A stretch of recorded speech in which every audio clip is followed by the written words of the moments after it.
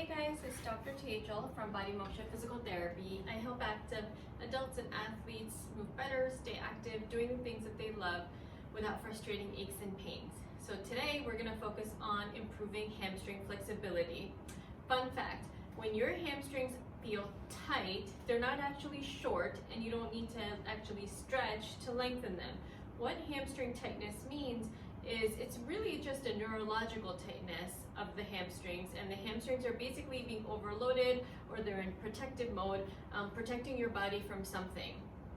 What does overloaded really mean? It could be multiple reasons why your hamstrings feel like they're overloaded. It could be because you tend to sit in a prolonged position for a long time. It could be because you ramped up your run training too fast, you did too many hills, or you spiked your mileage. There could be so many different reasons. It could be simply something like when you bent over to pick something up, your back went into spasm and your hamstring started to protect and hold the pelvis to protect you from getting further injury. So that hamstring tightness is usually just a result of the nervous system kicking in to give your body some protection.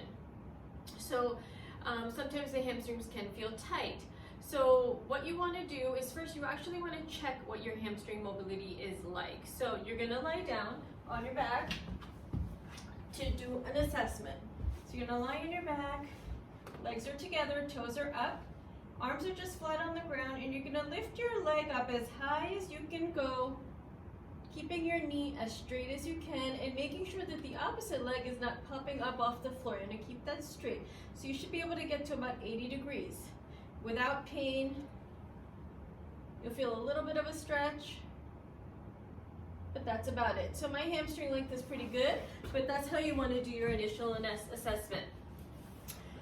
The way that you can start to release the tension is by foam rolling. So that's going to address the soft tissue of the hamstrings, which I've done a lot of foam rolling videos. So I'll go through this really, really quickly. So you're just going to get onto the foam roller, cross your opposite leg over to weigh down that thigh. You're going to roll up and down the hamstring until you find a spot that is uncomfortable. You want to try to find that trigger point. You want to pin it down, and then you just want to stay there for about 90 seconds. And that's going to give that nervous system that information that it can start to relax and it can stop that holding. So you want to try to find 2 to 3 spots in the hamstring on either side and work on those. So after you've done your assessment, after you've done the soft tissue work to give it that kind of external tension release, we want to now retrain the hamstring mobility. So one of the best ways to do that is using a system called Pales Rails. So a lot of people are used to stretching their hamstrings using like static stretching. The problem with static stretching is that you might feel like you loosened up and gained some range of motion right after, but that eventually turns back into stiffness. It doesn't really retrain the nervous system to hold that new range of motion. Pales Rails is a technique to increase mobility in all different joints and areas, but what's different about it is that it adds isometric contraction at end ranges to help the nervous system learn to accept that new range of motion. So we're going to be using Pales Rails to help you with that. So what you want to do is you want to find a door that you can put one leg through, and you're going to take your other leg and prop it up against the door frame, and the goal is to try to get as close to the door as you can. Okay, so you want your knee to be as straight as possible, other leg is straight through the door. And what you're going to do is you're going to hold this for about 2 minutes. So this is going to be a static portion of the stretch where you're holding for 2 minutes. After you've held for 2 minutes, what you're going to do is you're going to isometrically contract the hamstring and push down into the wall like you're trying to push the ball down. So you're going to push as hard as you can for 10 seconds.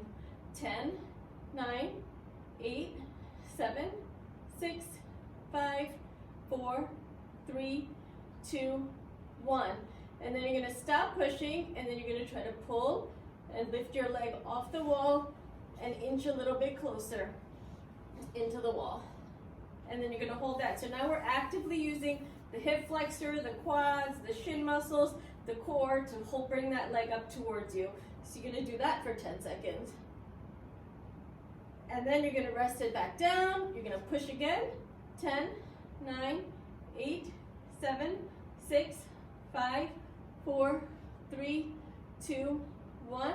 Pull up towards you for 10, 9, 8, 7, 6, 5, 4, 3, 2, 1. Shimmy in and hold that stretch statically again now.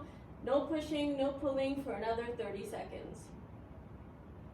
So this is going to help to elongate the range of motion around the hamstring and around the hip for long term, because we're using the muscles in the back and in the front and retraining this whole area to be able to hold that new movement pattern. So try this out. Let us know how it goes. Again, we have a bunch of videos on YouTube, so be sure to check them out.